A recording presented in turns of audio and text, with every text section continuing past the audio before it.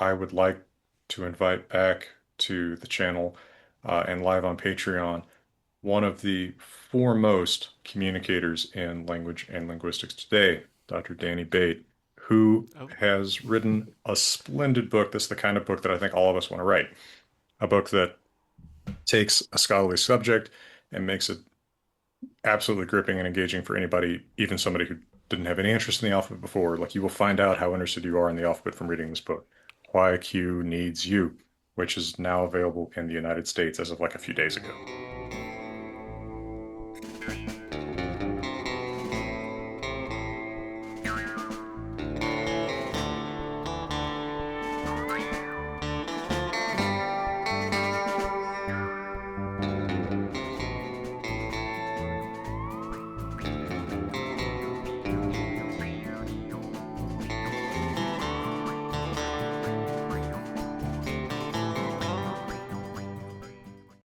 And we were talking about this and talking about subjects we could focus on to celebrate the U.S. release of your excellent book, and you suggested the life and death of alphabets, and I thought that was really apropos because look at the amazing success of hmm the Roman alphabet in its various permutations.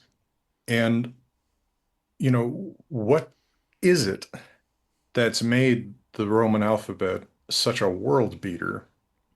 hmm Like there's nothing, as far as I can tell, about the alphabet qua alphabet that does that. Do you have any feelings that are different? Yes, I get this. I get asked this question a fair amount, and it's a well-meaning question. People are genuinely and understandably curious about: is there something about this system? And while I can identify and suggest things that are good, beneficial, and good in terms of functional about the system. I don't think there's something inevitable about it. I don't think there's some sort of linguistic property that made its rise inevitable, as opposed to other linguistic principles that you could base your writing system on. And of course, that refusal of me to say that I think is borne out by the fact that it's not the only dominant writing system today. Of course, perhaps the best rival for it at the moment would be the Chinese system, which is built on an entirely different principle of conveying linguistic information. It's built on what is generally known as a logographic system, but it's like meaning and grammar as the primary units of information that you are intending to get across. So I don't think it is just. I don't think it's linguistically inevitable or linguistically superior. There are just aspects that may have promoted its rise, allowed for easy transmission. Perhaps an early factor might have been, and this is maybe contradicted by Chinese characters, is that it is quite learnable. Hmm. And I say this not as if to say like I don't mean at all that Chinese characters aren't learnable, but specifically in the context of the alphabet's early origins, where it is very much under the shadow of older writing systems, namely Egyptian hieroglyphs and Mesopotamian cuneiform. There is something about the way that it doesn't seem to be an elite activity, the alphabet. Hmm. It seems to be passing through the hands of fairly humble people. Yes, there may have been one or two professional scribes who had the time and energy, but a lot of our sources point to fairly humble people who could get on board with this system of very limited signs, maximum about 30 to begin with for the early alphabet, and spread it around in a way that cuneiform especially, and maybe also hieroglyphs, didn't manage to percolate down to all corners of society and to all functions. There's definitely a kind of everyday, you might call it cursive hieroglyphic writing. It's called hieratic. But cuneiform in particular didn't really venture too far beyond the hands of an elite. And I just think in that particular context, there might be some linguistic quality that we could point to and say this is what made it especially successful. Hmm. I think there are a few aspects of this that it's worth chewing on a little bit because you hmm are absolutely right that Chinese is the complete counterexample, right? Because you have to have command of, as I understand it, without being a scholar of Chinese, thousands of characters in order to write and read proficiently. But does something about the history of China and Chinese speaking communities make that possible in China in a way that it isn't possible elsewhere? And the thing is, I wonder if it's a kind of buy-in at all. I think because what you say about the alphabet being passed on by relatively humble people, the analogy that I often make when because I get asked all the time, well, how common was proficiency in runes in ancient or Mm, medieval Scandinavia? And my impression that I tell people is I think it's a little bit like the skill of auto mechanics. You might not know how to change your own oil, but you know somebody who does. mm, It's not a weird thing to know how to do, you know, right? That's kind of my impression of it, is it's something that not everybody knows how to do, but it's not unusual to have the skill, right? mhm, I think that's probably roughly right for most alphabetic systems in ancient and medieval times. It's learnable. Not most people don't really have a reason to learn it, maybe, but plenty of people do. mhm, I think, though, that what matters maybe is not so much the absolute learnability at every level, but the buy-in that this is how you write at every level. So I mm, think that there's never been, as far as I can tell, a competing system in Chinese where someone can say, well, this is an equally valid way to write. mm, The buy-in at every level of society is this is how you write. mhm, Whereas I think in a lot of other cultures, there's been, for whatever reasons of prestige, competing systems have been able to win. I think the Middle East is actually in some ways the most interesting example of this because you do have a transition from Akkadian cuneiform to alphabetic or abjadic, if that's a term, mhm. Aramaic, Yes, um, Aramaic, yeah. Mm, followed by a switch to equally alphabetic or abjadic Arabic, right? It's so I guess like once an alphabet or a phonetic script has the opportunity to replace a mhm, logographic script, you typically don't go back to logographs. But Chinese just seems to have never had that uh, mm, that social opportunity. mhm. I especially like the idea of buying in because there is this very large Chinese, very large and very long-lived Chinese culture that is able to hold sway over a humongous, vast corner of the world via the unity of China as a Mhm. state. Other than a couple of periods where China is not unified, the so-called Warring States period, which I've always found very funny because, how do you classify the Warring States period? Arguably, all of European history is the Warring States period of Yeah. Europe. So China's doing pretty well by comparison, and there is buy-in. There is buy-in over this large spread of people, especially buy-in over a large number of related and therefore similar languages that might have a phonological, phonemic, and morphological structure as well, like fairly monosyllabic or increasingly monosyllabic words and grammatical elements that suit this character based system.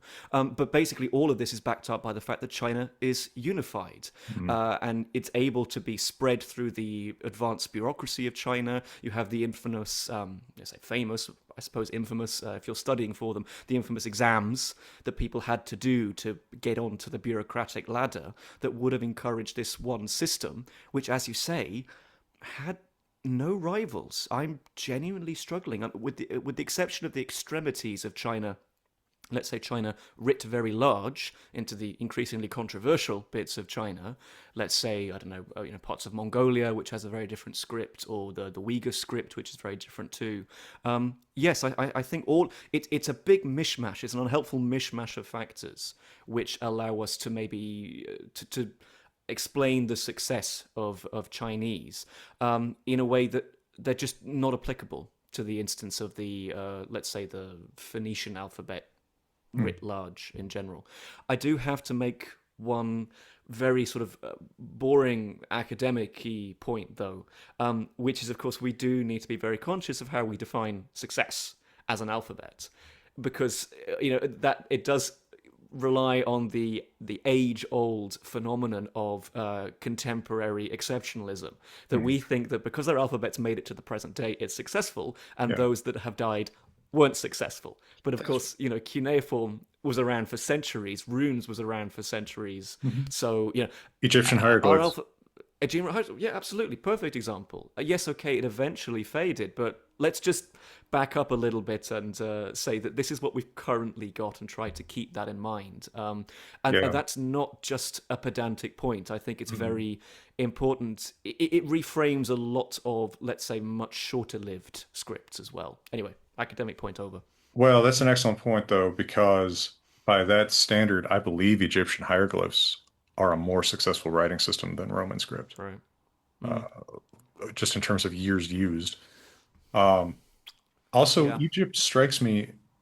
This is a point Nicholas Osler made in a book that yours often reminded me of in certain respects. I hope that's Mm. that you take that Is as it a compliment. I mean Empire, it is Empires of the Empires of the Word. World? I like Empires that of the one. Word. Yeah, Thank you. he makes the interesting point that Egypt and China have somewhat similar external linguistic histories. And part of that is the survival of an ideographic script for a really, really long time. Um, Hmm.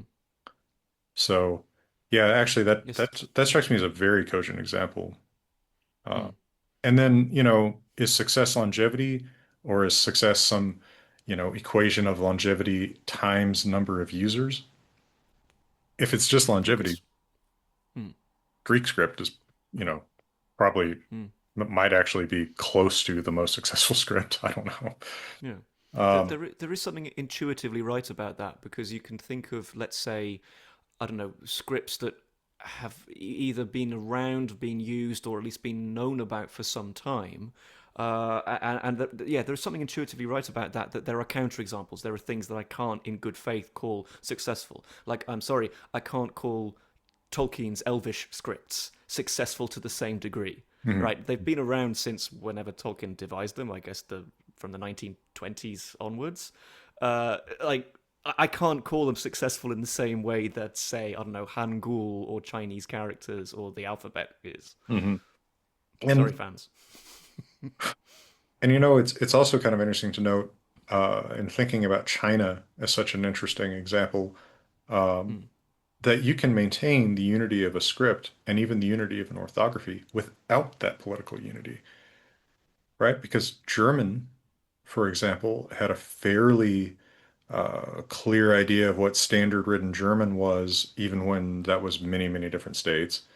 Um, English today, there are minor differences that we joke about, like how we spell color, but you and I do not really write different languages No, no. or have or seriously have different orthographies beyond, how we spell realize and, like at the end of the day, that does not matter. It does not make it hard for me to read you or for you to read me. Mm-hmm. But our states have been separate for, well, it's going on 250 Mm-hmm. years in a month. So there's something more than just political unity that does that. There is an identity that people, I think, seem to invest in their script to some degree. Mm-hmm. And I wonder what it is, because that goes beyond ease of learning, obviously. Mm-hmm. Um, what is it that makes people say, I'm going to fly the flag of this particular script when there are other alternatives? Because sometimes they don't. Sometimes they give up and they change. That seems to particularly happen in smaller communities. Um, Mm-hmm. I mean, I'm thinking about this transition from Glagolitic to Cyrillic and Slavic. That was Yes. probably not a large amount of people who were literate, but Turkey changed scripts about a century ago. Mm-hmm. So, Yeah. so what factors are there? What's the, I have a feeling that it's largely identity issues, but it can't be only identity issues. Mm-hmm.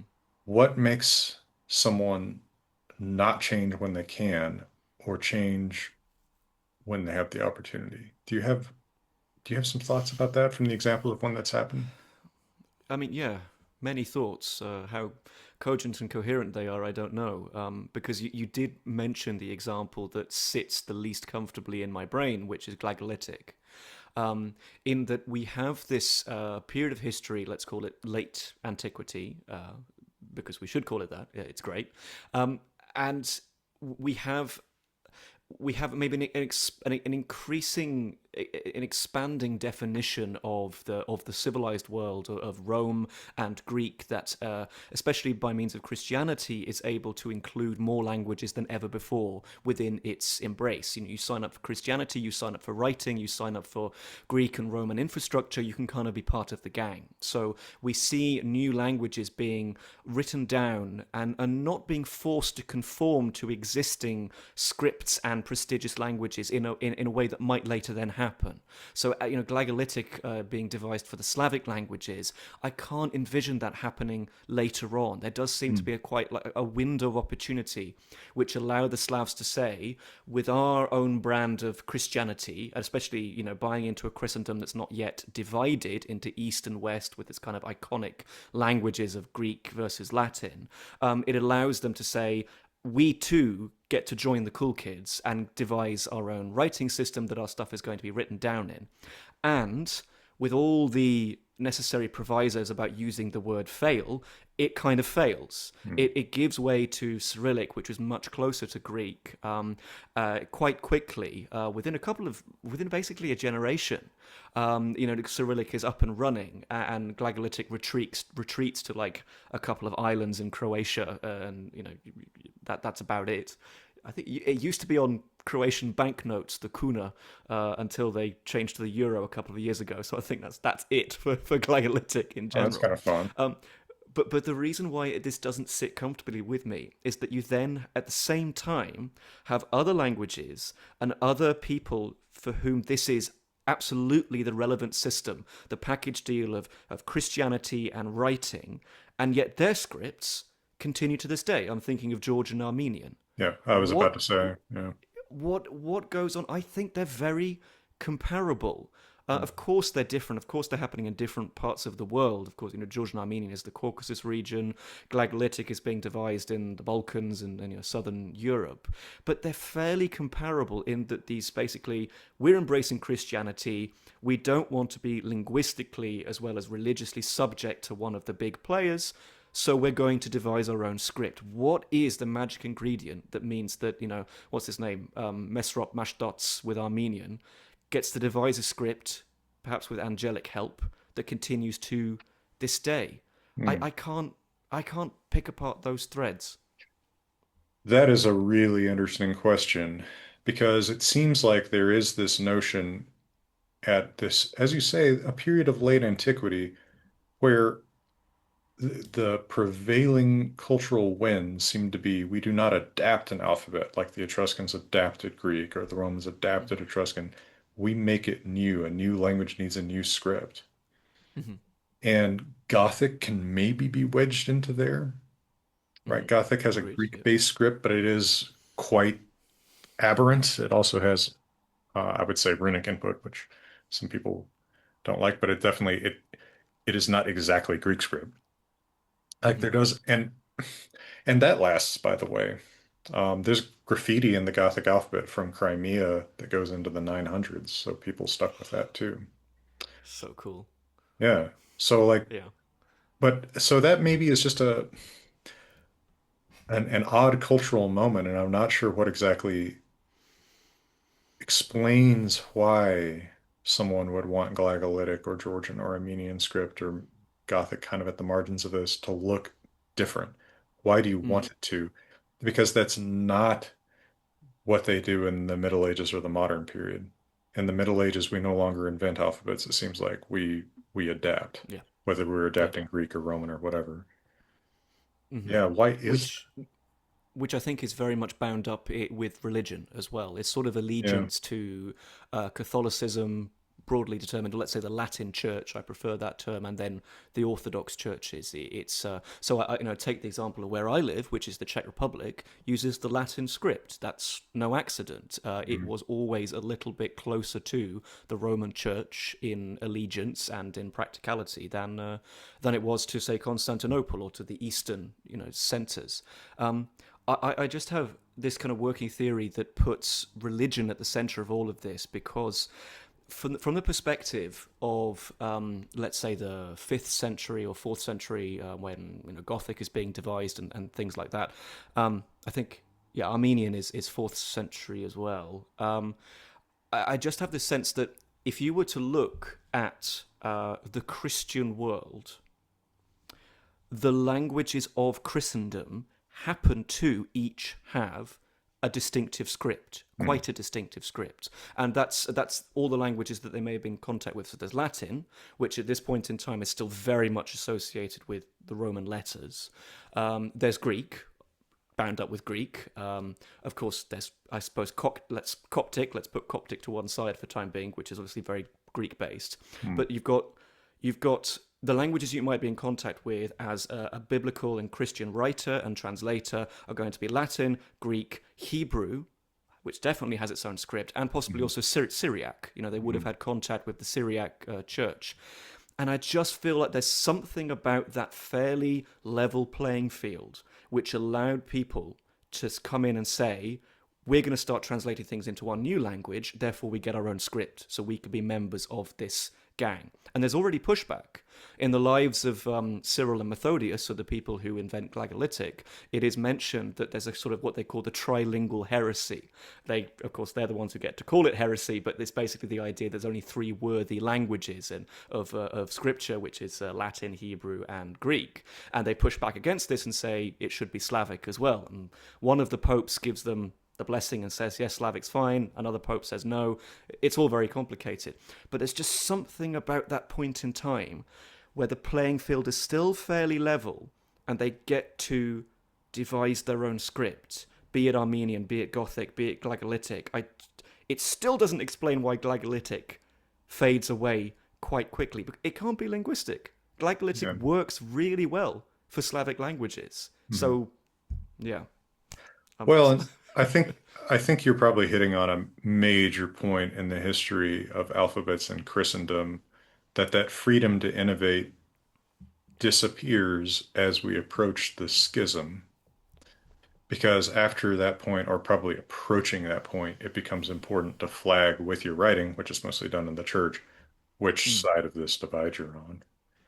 mhm, And that might be less relevant at the margins, right? Because I was also thinking about the unusual situation that you have in Scandinavia, where runes survive as a vernacular alphabet when the Roman script has become, the script of manuscripts. I mean, we know from the Bergen inscriptions from the 1200s, hundreds, if not thousands, of just everyday laundry lists and whatever, um, mhm, or from the Codex Runicus produced in Denmark in the 1200s, an actual manuscript written in runes, mm. that people remembered these alphabets. And in remote parts of Sweden, it was still the vernacular alphabet down to about 1900.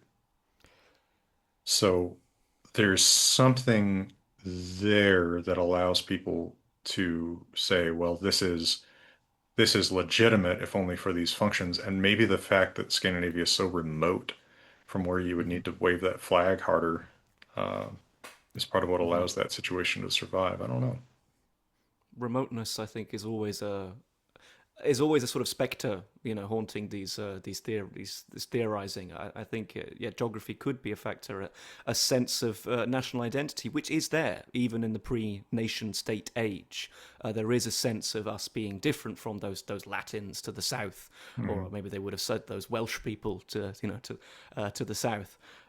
So there is an element of that. I do wonder though that in addition to remoteness, there does need to be some accidental acquisition of a kind of critical mass, of a culture of writing that is able to withstand the incursion of a new script. So, as Latin writing and Latin letters enter Scandinavia, because we don't see the same survival and the same relationship, a mutual flourishing of the two, as we see in Scandinavia, as we do in England. Mhm. Because, runes are definitely widespread, but they never, we don't see anywhere near the same culture as you might do in, as you say, the wonderful Bergen quayside inscriptions that we do in England.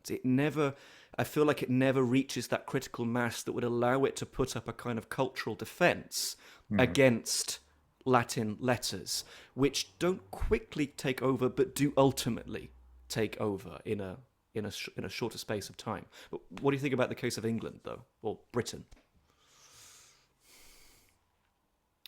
Yeah, I think. You're right, and that this interplays a little bit with the example I brought up earlier of the transition from Akkadian written with cuneiform to Aramaic written with an abjad in, say, Mesopotamia, because I think that that example and the way that it changes pretty fast shows you there is big buy-in and not enough people knew cuneiform for there to be significant pushback. I think although a big discovery of something like those Bergen finds in England could change my mind about this radically, I think what we're seeing is that in Scandinavia, there was a more widespread use of runes. Hmm. More people knew runes, enough that there was that critical mass that says, like, well, do whatever you want in the church, but this is just how, this, if I'm going to write a note to you, this is still the way I'm going to do it. Hmm. I think there just must not have been as much use of runes in England, right? By the way, there's also not that much use of runes in Iceland. They forget runes in Iceland, right? They don't care about them anymore, and barely Hmm. ever.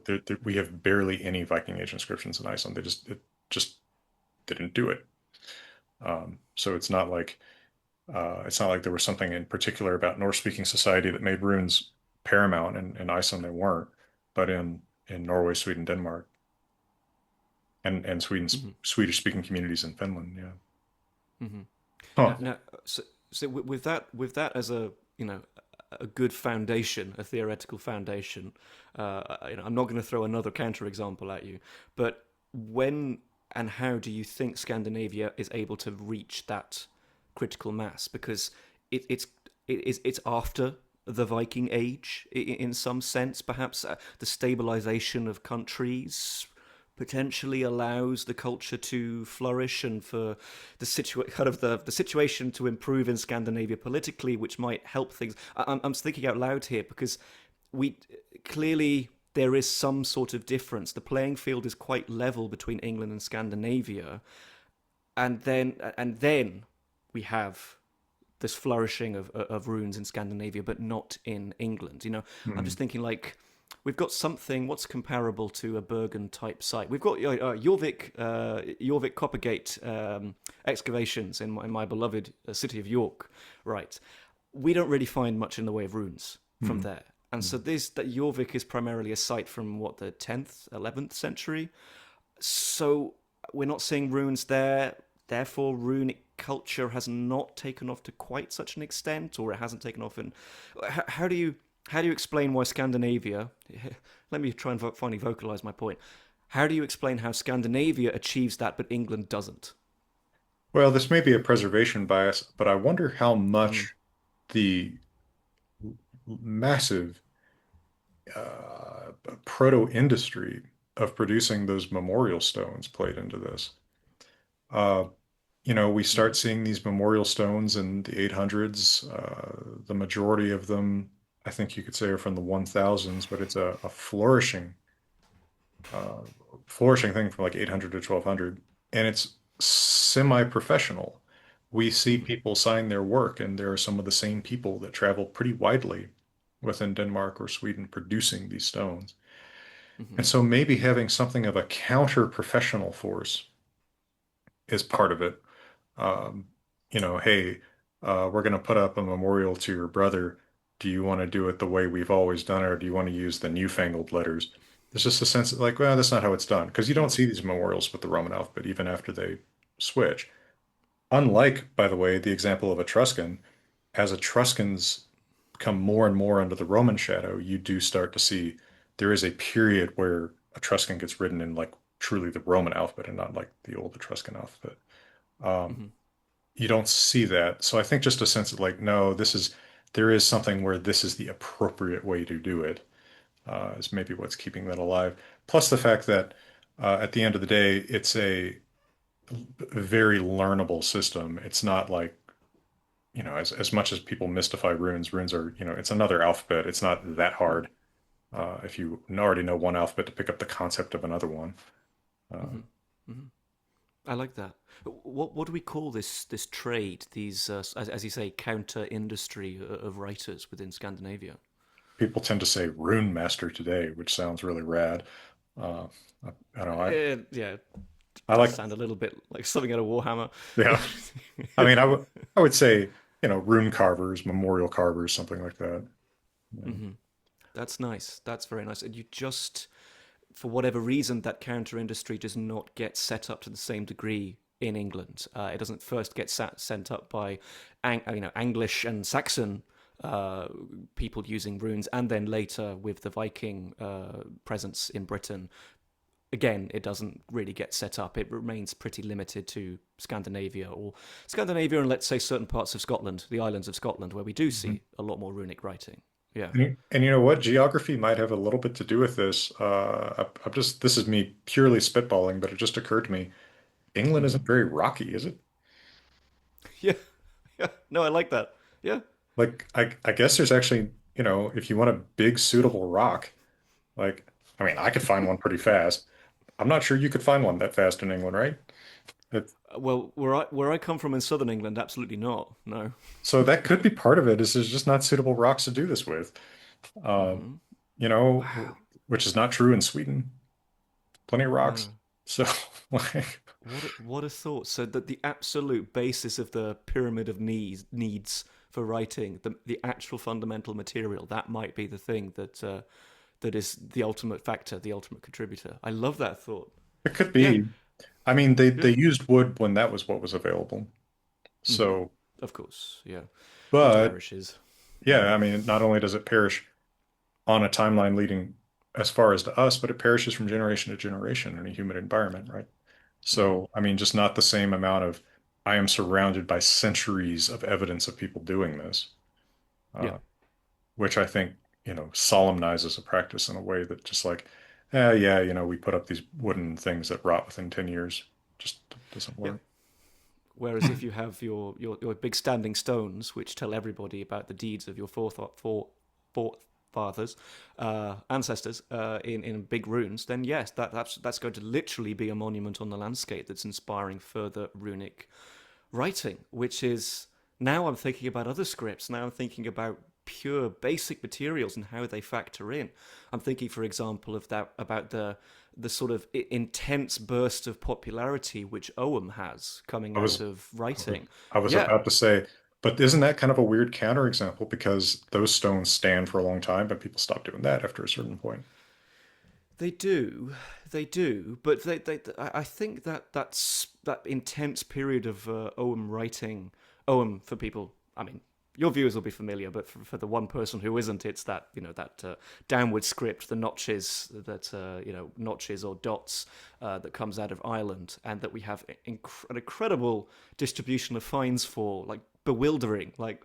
If you look at the map of OM samples, you really don't know what you're looking at, whether these sites are significant at all. Like there's one random one in the middle of like deepest England, and you just think, how did that get there? There's Hmm. some dude who just, I don't know, picked up an OM stone and took it with him. Anyway, yeah, but nonetheless, that intense period of writing is at least tied to the migration and success of Gallic culture.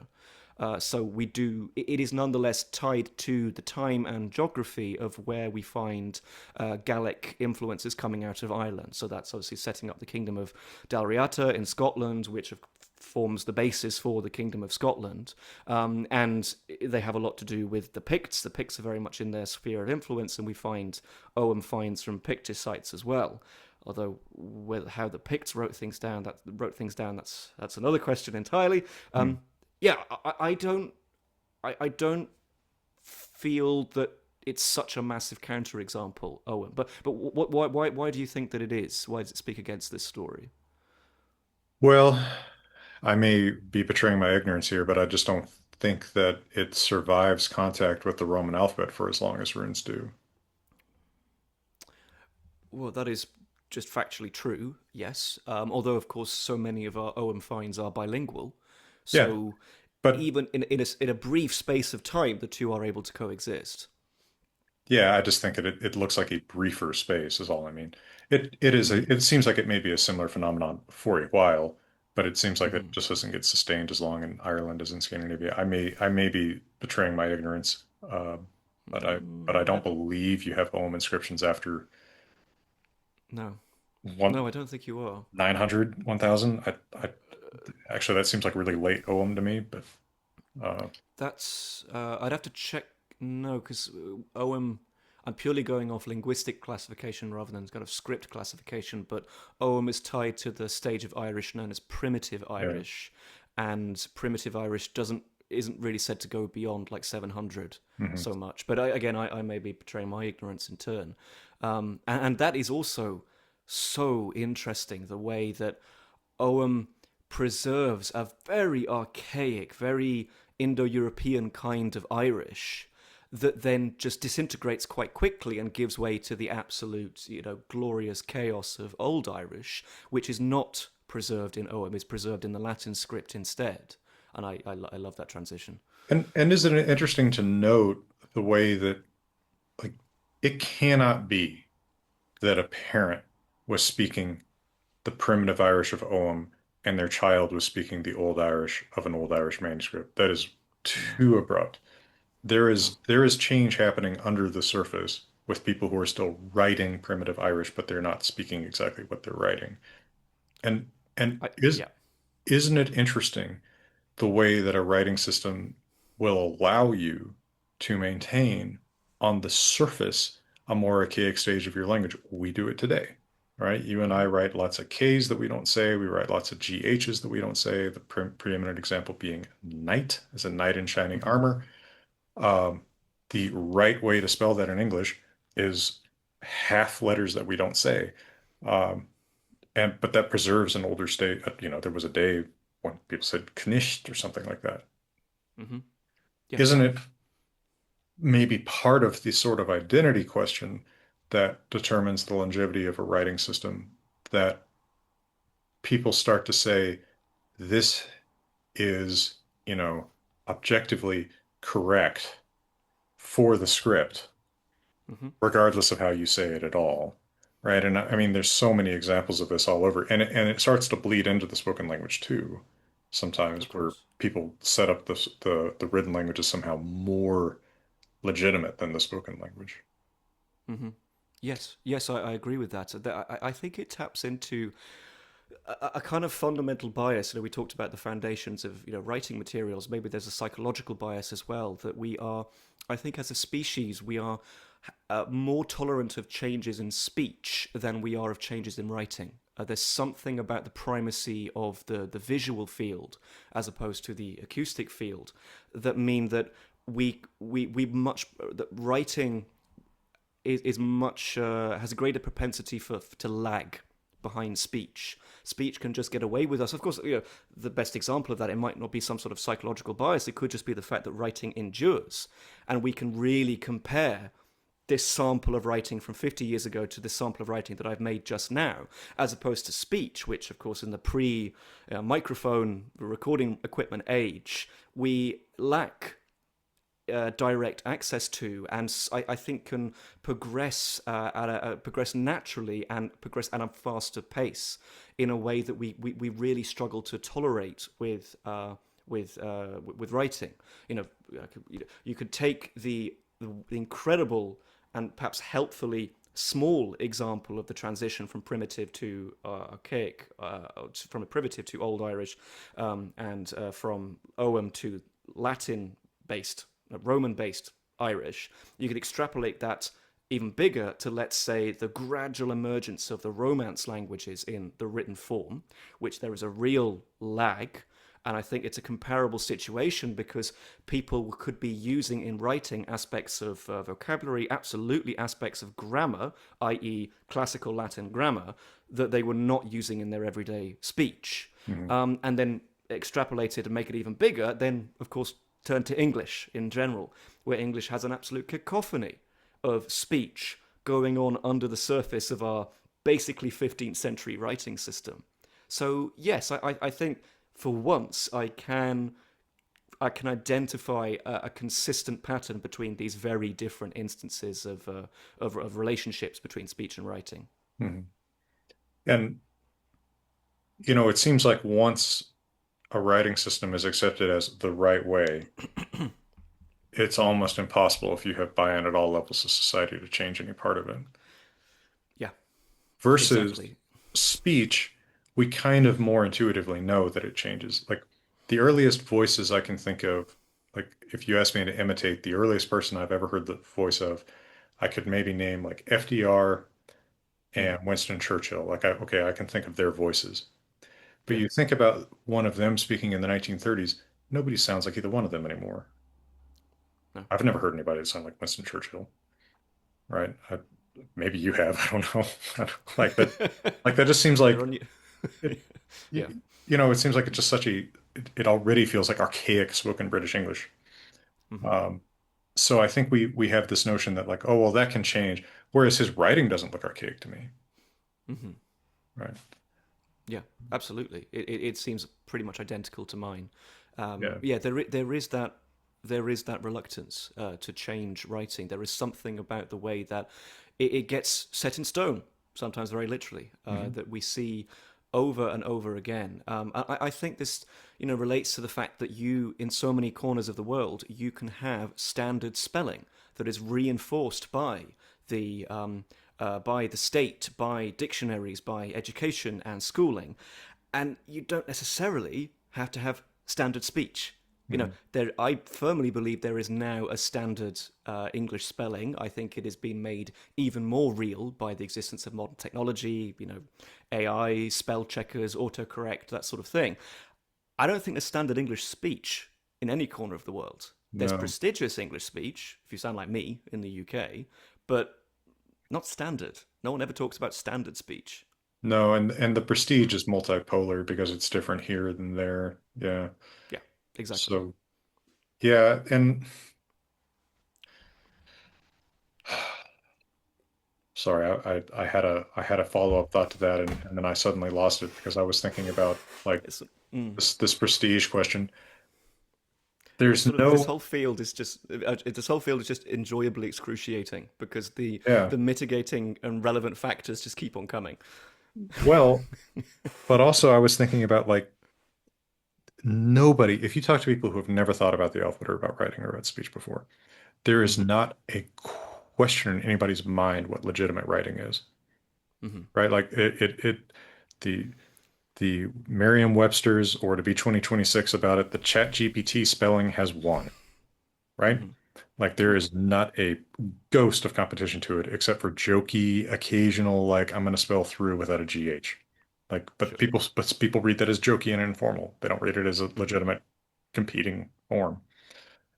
With speech, quite the opposite, right? There's no when if I send you an email, right? And I spell email as MALE, and I spell your name as DANNIE, and what, you know what I mean? Like you're gonna be like, Hmm. you spell terrible, right? Yeah. Even Yeah. though Yeah. even though you can understand it, be like, this guy doesn't know how to spell. This guy doesn't know how to write. Whereas when you and I talk to each other, we don't pronounce everything the same, but there's no sense of like, Danny, you talk like an idiot. You know, No. like we tolerate that multipolarity in speech in a way that like it's interesting that even with long-standing political borders, still like, no, there's an objectively right way to write. Hmm. Yeah. Um, No, I would agree. We don't tolerate that variation, and we can work out correspondences. yeah, Correspondences, big word. I'm, it can become what we might, think of in historical linguistics, those kind of correspondences, like, the Latin P to Germanic F. But on a macro scale, I am very instantaneously working out correspondences where your English differs from mine. So I'm pretty sure that you're pretty sure you have the cot court merger oh in yeah, your English. oh yeah, Yeah, right. Okay, so like most Americans and Canadians today, I don't. So right, it's pot and it's part for you, right? That's the thing, yeah. and I can instantly do that. My brain has so much acoustic or phonological tolerance for variation in a way that my eyes do not. Yep. I have written a book about English spelling, which makes it the point that spelling is not inevitable, that is contingent on time, that it never manages to be perfect, and yet it is an effort to tolerate non-standard spelling Yep. from me. And if I can't do it, there's no hope for anybody else. Oh no. No, it's super annoying if somebody goes off and does Mm, their own thing in spelling. It's just like, man, just tell me what you want to say. Like, mm, we both know how to do this. Yeah. So don't play with me. Yeah, it takes political or maybe geopolitical upsets to shift spelling. Spelling is just the bigger thing to shift to push back on. Unlike say sounds, where I feel like sounds are much more fluid. I always give the example of me and my brother, who my brother and I grew up in entirely the same environment, the same parents, the same corner of the UK, and yet he increasingly sounds a bit different to me. Hmm. And that is a very natural process of blending into the background environment. For our spelling to diverge would take some ginormous upset, an upset that affects technology, the education, the sovereignty of certain states and relative power of individual countries. It would basically need the poles of English speaking culture, primarily the United States, but also to a lesser extent the UK, Australia, Canada, India, things like that. It would need for their power to disintegrate to such a level and for new alliances, new identities to come to the surface that could eventually mean that English, as Latin was, gets relegated to first to writing and then just relegated to the past in general. When I say English there, I mean standard English spelling. Right, It's right. the only way that I can see standard English spelling being so drastically modified that it really becomes something else Mhm. in general. And so I love late antiquity, the early medieval period. The example I always reach for is the Roman Empire, that it took the disintegration of first the Roman state in the West, and second the, let's say, the Western Roman hangover, as all these people are still kind of in denial about the Roman Empire being Right, over. right. uh, Actually, I'm the for emperor the of Rome. yeah, Actually, I'm the emperor of Rome. Yeah. exactly. Yes, yeah. I mean, arguably, I think that wave only broke in, let's say, the 19th century, at long last. But it took that then for the Romance languages to increasingly come to the Mhm. fore. In the same way, I don't want to just reach for these examples and not display them as how truly multifaceted they are, but I will again reach for the example of my local language, which is Czech. We start to see more Czech with things like the Protestant Reformation. Mhm. So, brief history lesson. You've heard of Martin Luther in Germany. The Czechs got there first. They were already doing the Reformation thing. It's just no one ever thinks about them. And it's then that we see an explosion of Czech and a sort of golden age of Czech writing, thinking it's able to punch through the power of Latin in this regard. So that's a separate situation from say the Romance languages, where they are very much working through an identity crisis of what is our language, can we still call it Latin? But nonetheless, it in both cases you have a big shift, a big cultural shift. Mhm. And a big, I think, as you say, identity crisis or identity shift. But I don't think that crisis or shift is ever about language per se, right? There's always something No, else. Like no one, I don't think as prescient as I think 1984 was, I don't think that newspeak is a very realistic proposition that, from top down, we're going to engineer it so that you talk differently. I don't think that that's actually I don't believe that could be effectively designed. Um, ooh, what an interesting thought experiment. I suppose, of course, Orwell, when writing that, very much had the very real USSR in mind, which had embarked on a couple of, on a few reforms. There's a lot of linguistic innovation in the early years of the USSR, then actually followed by linguistic contraction. But nonetheless, there are reforms in to the spelling of Russian, so a lot of Cyrillic letters fall by the wayside hmm, during that time. I think with the first reform in I think it's in 1919. I think 1918. It's the one that gets rid of the two kinds of I, like the backwards N, and the one that looks like I, and they hmm, rule in favor of the backwards N. So there you go. But what am I getting at with this? Yeah, I think that's what Orwell has in mind, but that's not what the party is able to achieve in 1984. It is a wholesale reform of the language that affects all aspects or most aspects, including vocabulary. Were that actually possible? It would be dependent on the world that the party has managed to create in 1984. Extremely dependent on that level of total compliance, disdain for the past, Mhm. because the party, it makes no secret of the fact that the past of London, or Airstrip 1, is bad, and it's capitalism and it's all bad. But yes, it would be absolutely dependent on that, perhaps, I hope, unachievable level of control by the party. Yeah, Hmm. but I don't think that that's foreseeable anywhere. I That's certainly that's hope not. that's my optimism. But like it Yes. just, sometimes people talk about reforming spelling and just saying like, oh, we should replace this with something that's more logical. And it's like, it's not going to happen. It's too established. You would have to have an incredible crisis. Hmm. And we're all any adult. Are you going to sit there and learn some new way to write your language? It's just like you Hmm. would. It's not going to happen. No, I would say there's more chance of just another language with another Yeah. system, be it a whole other script or a modified version of the Latin alphabet taking over, Yeah. than reform to English spelling at the current state of some. I would hope a positive situation, where a prestigious language just achieves more and more, and this becomes increasingly the way, either the thing that's spoken and therefore the thing that English is written in. I could see that happening. That happened in 1066. So, Mhm. well, that wasn't an especially positive year for the English language, but it all worked out in the end, Well, but I the think. in the Faroese speaking future, um, Hmm. that could well happen. I, What's going on with in the Faroe Islands?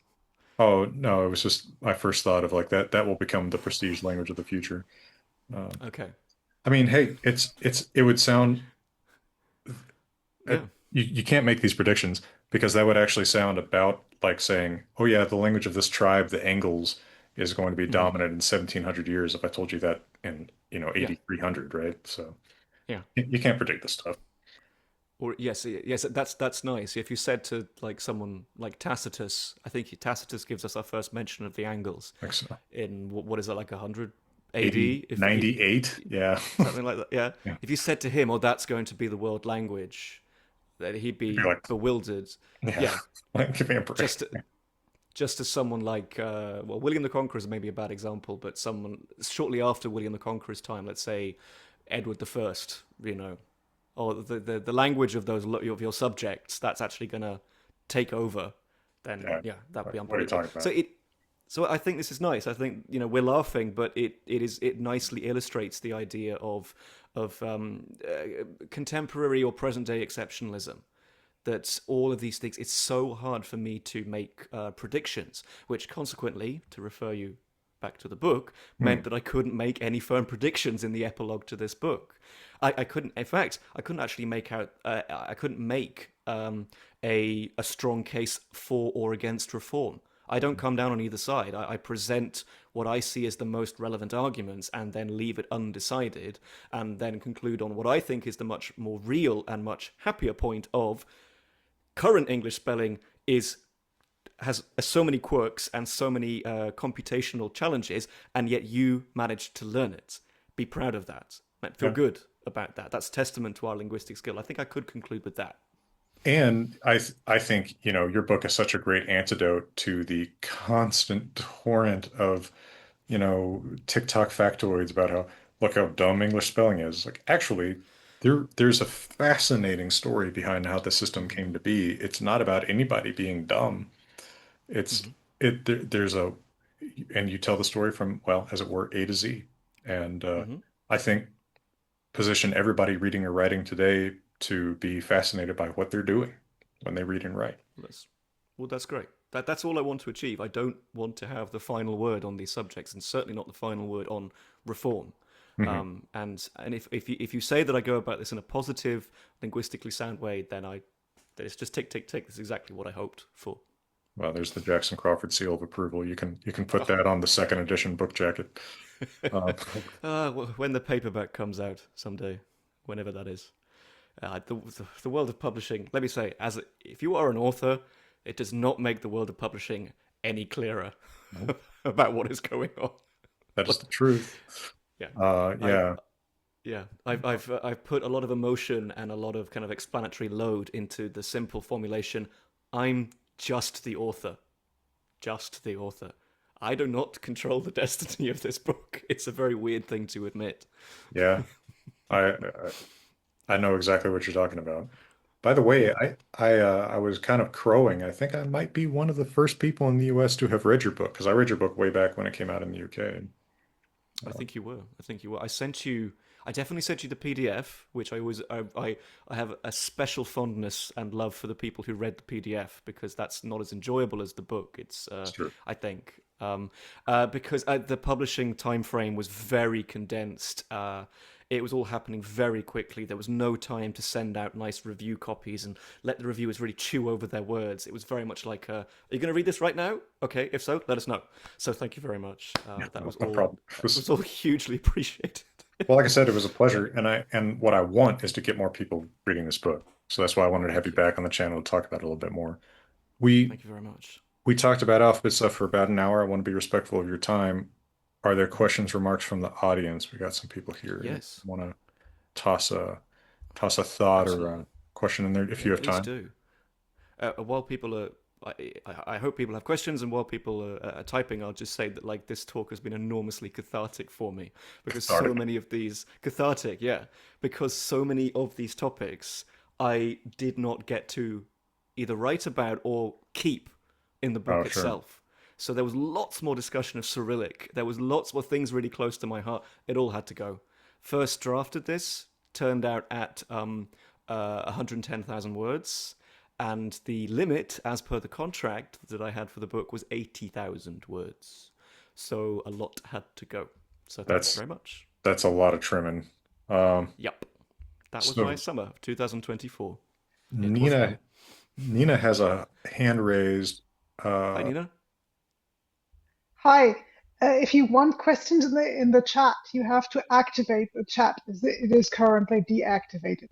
oh my Oh no. goodness. Okay. Thank you. Good Well, to I know. am. How do we do that? Hold on, I can do Chat it. set. I don't see I'm that sorry. I option. didn't realize. I was like, it does seem like nobody's been saying. Okay, it should be on now. I'm No, sorry. silence. Only we are Well, allowed to speak. This is the opposite of yeah, what we're about. that's not what I wanted. I look, I'm really just an old man fiddling around with all this stuff. I don't know what I'm doing. The chat should be on now. I'm sorry. Okay. Um, Or people can just speak.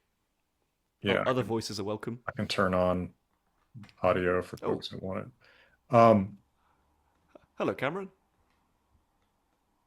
Yeah, he's the one who connected us. Oh, yes. Hey, Great man. are you gonna come to WECIAC, the NDDP conference in UCLA in October? Yeah, me? I am flattered that you asked. No, no. I went once, and it was a joy, and it bankrupted me. So, Yeah, thank you. I yeah, I get appreciate you. that very much. I get you. Yeah. Yeah. hmm Uh, Glorious, yeah, glorious Los Angeles. It was an absolute dream. I was killed by the jet lag because of the time frame, yeah. but it was a great pleasure. Yeah, but appreciate the question, Cameron. Did he have any other? Well, you want me to do it verbally, orally? Please, as you wish. Okay, I was just mid typing it. When you were talking about rune use in England, I was started thinking about the Anglo-Saxon rune poem, and I wondered if you had any ideas on how that reflected the status of runes in Anglo-Saxon England. Hmm. Well, great question. I feel Jackson's more qualified to answer that. Oh, okay. I don't know. Actually, it's surprising how many sources we have for the names of the runes in England. People were very interested in them, Hmm. right? Um, so there's the rune poem, but there are also multiple other manuscripts that list out the names, but both that are found both in English and in continental libraries. So, and there's a certain amount of use of them in manuscripts where, for example, they'll substitute for their names, right? We can write instead of writing man, we can write the rune letter that's named man, that kind of thing. Mm. And in fact, there are some rune letters that seem to have been kind of devised for clerical use to be equivalent to Roman letters. Um, right? There's no reason for there to be a rune for Q, but if you're thinking of the Roman alphabet as being sort of the gold standard, you're going to want to make equivalents. Mm. Um, so I think that it is interesting that there's such an interest in it because, in fact, we have more written about runes in England, even if we have more written in runes in Scandinavia, right? Mm. What is that about? Is it more of a sense of is that because runes have become the province of kind of a learned antiquarian class in England versus in Scandinavia, they're just an everyday thing that everybody does? I think that could be part of it. But it means that often English is our only source for the name of a rune because, most of, well, not most, but one third of the runes go out of use in Scandinavia during the Younger Futhark period. Another great example of alphabet shift. Mm. Yeah, I feel that and I don't want to speak from ignorance here, but I feel that in comparison with Scandinavia, Britain and also Ireland have more of that kind of antiquarian culture, a more scholarly culture. So there seems to be good knowledge of, say, Greek in both Britain and Ireland. But we have compilations of listings of the letters of the alphabets, be they the Latin, the Greek, the Old English, the Ogham in some manuscripts as well. So there seems to be an interest in scripts of the past, but we can't from that, draw the conclusion that that shows that all of these scripts are somehow as living as each other. Living is maybe the wrong adjective. As vital. Nope, still the wrong adjective. As what's the word I'm reaching for here? As alive as each other. Compared to say the Yeah. Latin script. But I've heard, and the thing is, I don't know if I've heard this from multiple sources or if I've just heard it from renowned Old Norse specialist Jackson Crawford's videos, Oh boy. that some some of the names quoted in the rune poem might not actually be correct from what the comparative evidence tells us. Can we draw any conclusions from that about the Well, vitality of runes? yeah, I mean, I don't want to say they're incorrect exactly because if that's what you called it, that's what you called it, but they may not Yeah. be original, right? That may not go back to the Proto-Germanic names because clearly some of the names are of Proto-Germanic date because they're the same in Younger Futhark, Old English Futhorc, and then in the Gothic alphabet according to Alcuin. So I Mm-hmm. don't know what explanation there is for that except these are names that go back to Proto-Germanic. But there are some where either those sources don't agree or the English source is the only source. And then I think that's open to question whether that's original or not, Mm-hmm. particularly when it seems that the rune has changed meaning. So that if this is not originally what that rune stood for, then this is probably also not originally its name. Um, Mm-hmm. but Could you just make some connections between, say, are there any examples of runes where the name has changed and also the sound, or the sound has been lost from whatever Germanic language it happens to be, and that people might be something like the rune poem might be trying to plug the gaps, taking a guess at what the rune was called based on what they thought it stood for and getting it wrong according to some sort of Proto-Germanic point in time? well, the names are acrophonic, Hmm. so you actually see the name changing because of regular sound change and that changing what the value is in Scandinavia. So, for example, Hmm. Scandinavian languages lose ya word initially, right? So year is or, young is ung, Hmm. etc. So there is a rune named, Yara, year. When that ya is lost, that becomes or, and so Hmm. that becomes the rune for A, not for J in Hmm. Scandinavia. So they do change based on the names, interestingly enough. Apparently, that's just reflective of how they're learning them, right? You learn this is the name and you write the sound this name starts with this letter. Yeah. In, I mean, the biggest question with Elder Futhark rune names is I don't have my annotation tools on, but there's the one that's like it's uh Okay, trace it in the air. I'll manage. Just which one is it? this, right? So Yes. it's Okay. Yeah. like it's right in the middle. So in the which, by the way, people tend to forget things that are in the middle of a list, as Hmm. opposed to the beginning or the end of it. It's completely unclear what it originally meant. I have an idea, other people have other ideas. Like there's a diversity of thoughts about it, but it's uh it's never used to write words in the first 500 years of runic Hmm. inscriptions that we have. It's only used when you only see it when they write out the whole alphabet. So it's like, what was it? Right? And then you see it in English being used for both a vowel and a consonant once they do start writing words with it. So it's like, okay, that like they're just plugging some hole, right? They're just like, Hmm. make this, this vowel or make this the fricative G or whatever. Like it's just okay, you're just trying to find places where it plugs a hole. Hmm. Um, and I think So there may actually be multiple runes like that, but that's the right, clearest case. yeah. We can't assign it to some sort of proto-Germanic function, some sound. Well, yeah, but people have different ideas about that because again, you never see it used to write words before about Yeah, 500. yeah. So, is it, my new thought about it is that it's actually qua, that it actually Hmm. represents that sequence originally, because there is an Old English name, Coyorth, and there's a Gothic name, Coirthra, uh, which suggests to me that there is a Proto-Germanic qua rune, and so this would be a natural place for that to be. This Hmm. one that we don't even In the quite know middle. the name of. Yeah.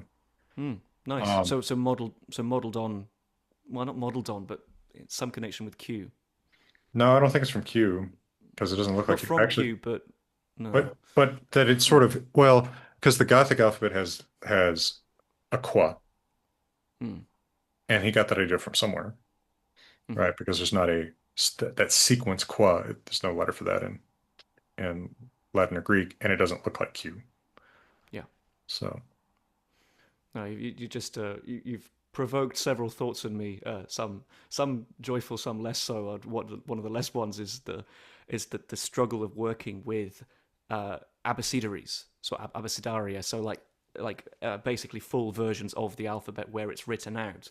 Which on the one hand you might think, well, that's so great. That's like why would you not like that? But they're really complex things to work with. People across time, what information can this actually give us as objects?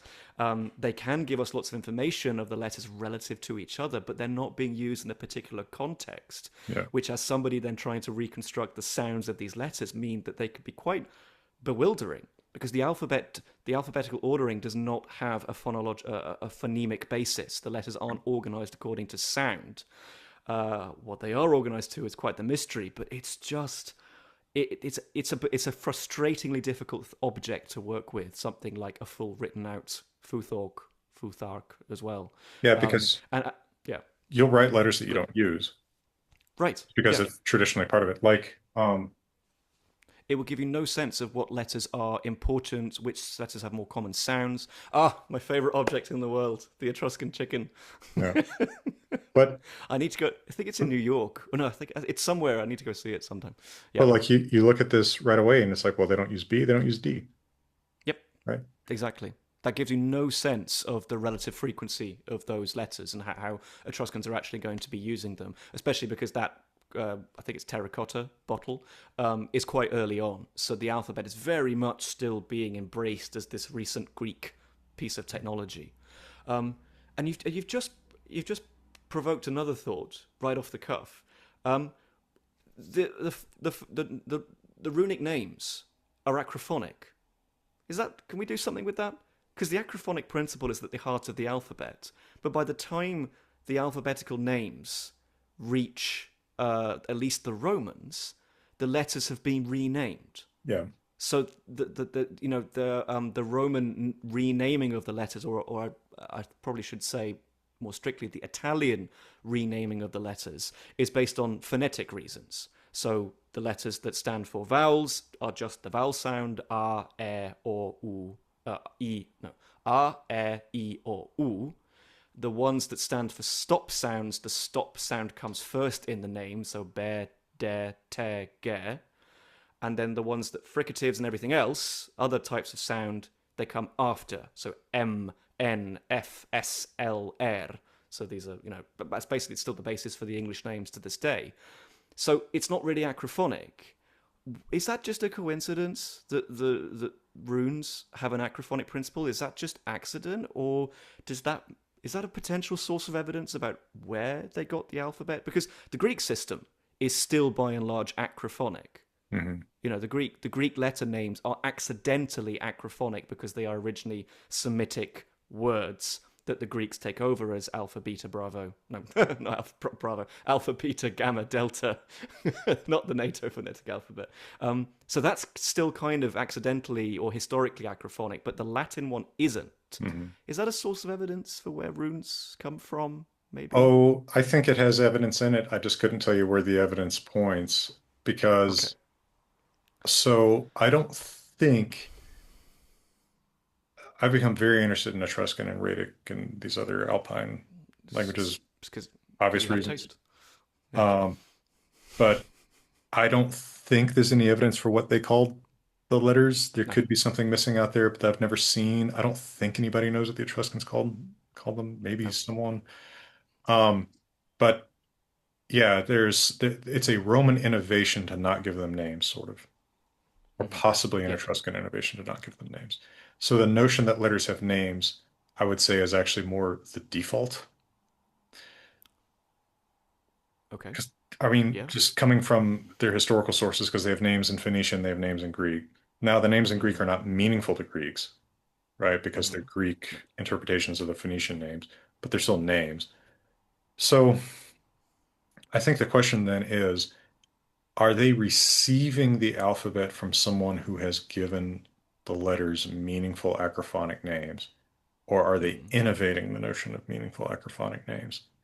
I think there is a tiny hint that they're receiving the alphabet from people that gave it meaningful acrophonic names, because who else innovates new meaningful acrophonic names? The Celts, because Ogham letters have meaningful acrophonic names. Yeah. Yeah. And the name of at least one rune, Perthra, is a tree name in Celtic. It's Hmm. like Welsh perth, bush. Nice. And if I'm right that the Gothic and Old English rune names that point back to something like Querthra point back to an Elder Free rune name, then that actually weirdly looks like the Q Celtic version of the same P Celtic word for like tree. Yes. That is odd.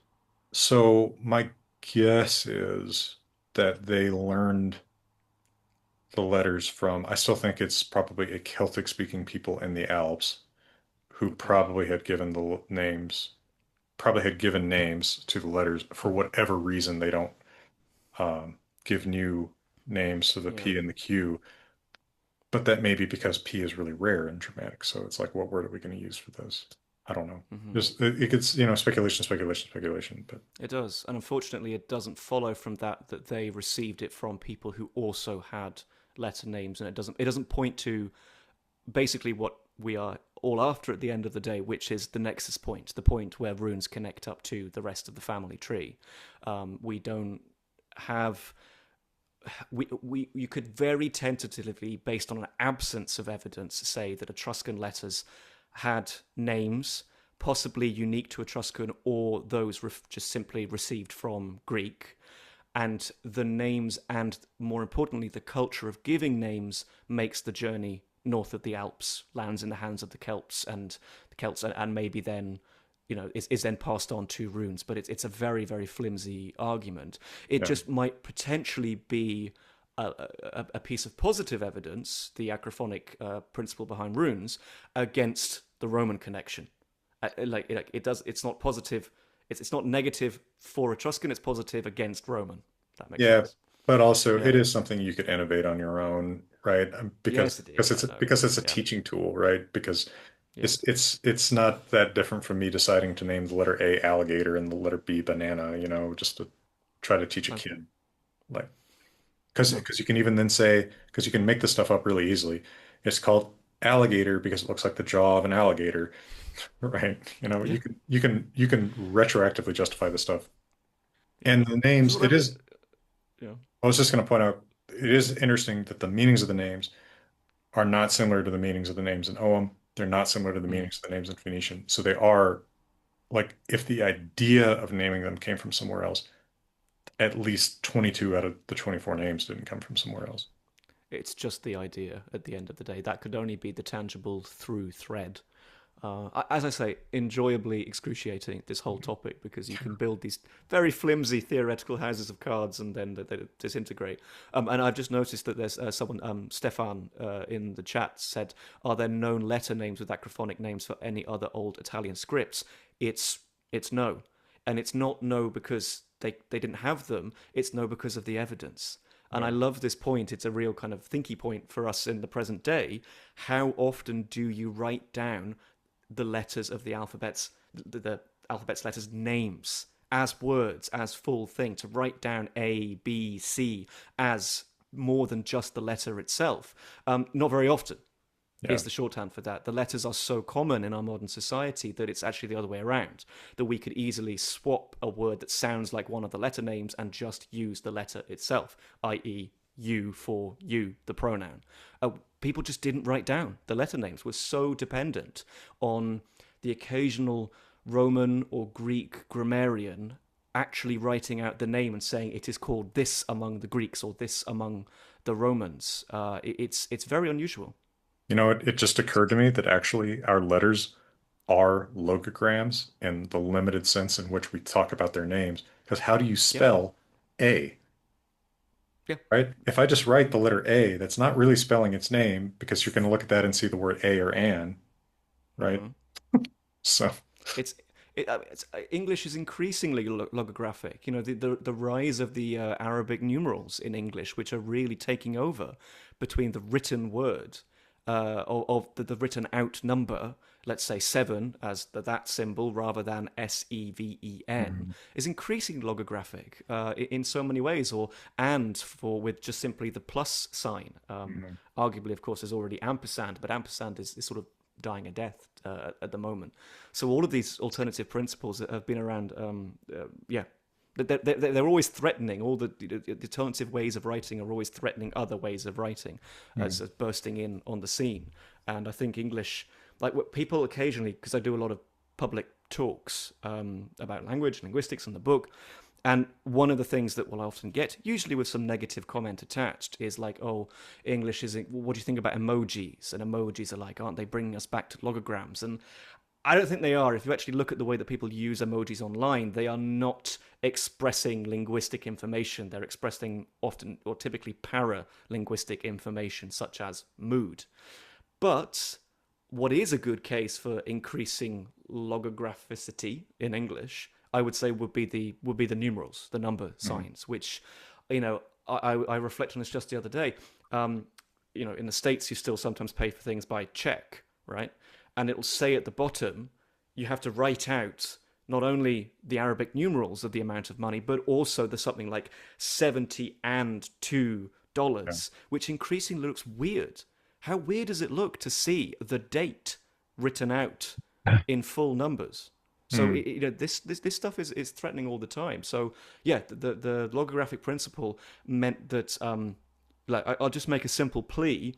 If people today would like to simply write out A, the full alphabet, and then B, the names of the letters in, say, fuller version, and on non-perishable materials, and then bury that in their garden, Yeah, that would be do it on a great. rock. On but Do it yeah, on a rock.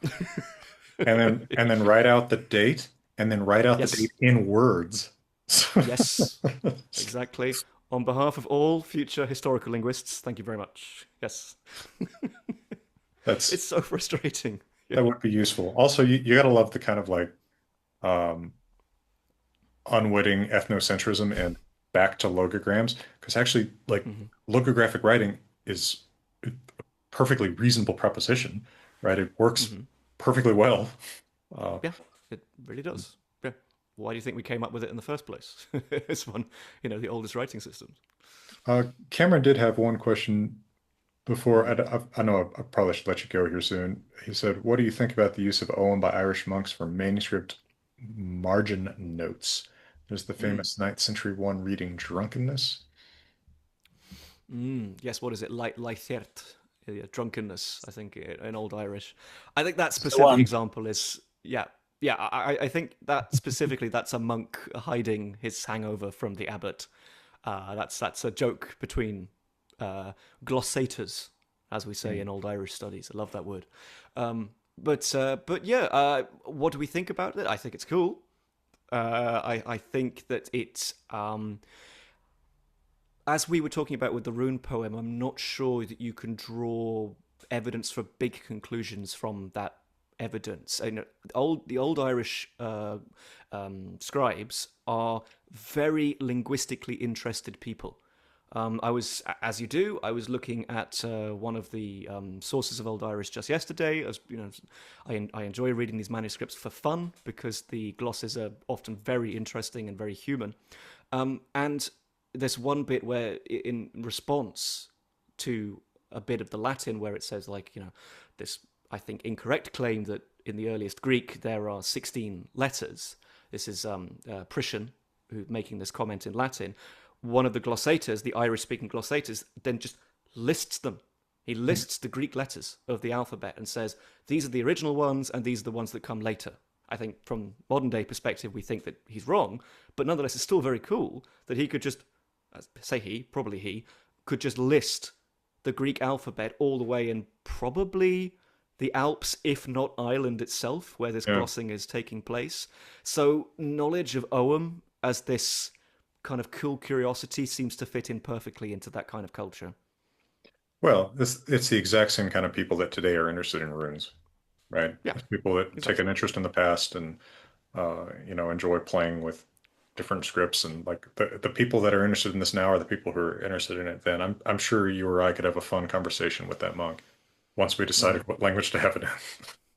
Yeah, yes, exactly. Yeah, yeah. I think God, my old Irish. I think if you wrote down some old Irish, we might be able to communicate. But the written language would be.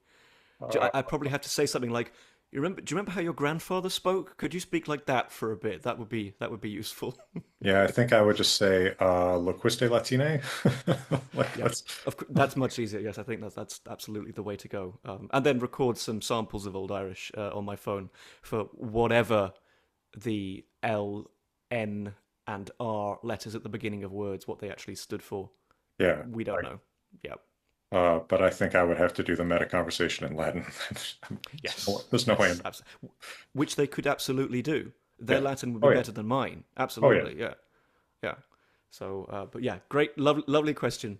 Can rely on Cameron to come up with the good stuff. Well, and he connected you and me in the first place many years ago. Oh, yeah. I'm still grateful. Still grateful. Although I had no idea what I was talking about back then. I was just enthusiastic.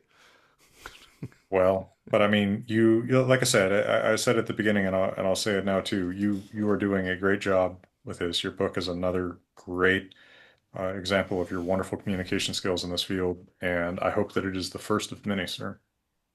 Thank you very much. Thank you. I'm practicing receiving these compliments. It's not easy for a Brit, but I'm practicing. I really appreciate that. Very grateful. And I can at least at this provisional point say that book 2 is in some early stage. Oh, okay, great. That's all I can say. You, Yep. you can't give us a hint about what it might be. Well, this will be going up on YouTube, so I think my agent might have a Okay, go at me if I did. But understood. yeah, yeah, it's all very, it's a long process, and it's fraught with these kind of delicate stages where, yeah, Understood. uh, I'll come back and bother you some other time about it. Been there, am there. So yeah, yeah. You Okay. have, you have. Speaking of which, how do I get hold of your Poetic Edda? No, Poetic Edda. How do I get hold of a copy of the second edition? Gazelle has it in Okay, Europe, and Grimfrost should have some in Europe. excellent. I would That say is good to know. Gazelle, Gazelle for because sure. Grimfrost should have some. I Uh, did look into it when I first interviewed about it, and the shipping fees from the States were yeah, no. it's that stuff is not easy right now. But I think Gazelle certainly has it, and I think Grimfrost has it, or they have it from time to time. They may take it off their website when they don't have it in stock. Great, good to know. Time to rectify that. Well, that's sweet of you. Well, sir, like I said, I've kept you for a while. I should let you go. Get yourself It's some rest at the end of the day. I appreciate that. The thing is, I found at the moment is, while this is absolutely very special to me, 100, perhaps most special of all, I have been doing a lot of promotional stuff for the book recording, and my voice just goes. No. It just goes at the end of the day. So I will, like a good old Irish monk, I will retreat into silence and go back to writing. All right. Well, good for you, sir. Congratulations on the book. Thank you. Congratulations on its US release, and look forward to talking to you again. And for now, I wish you and everybody else attending all the best. Yeah. Thank you, everyone. Thank you so much, Jackson. I'm so pleased we had this conversation. Well, me too. Look forward to next time.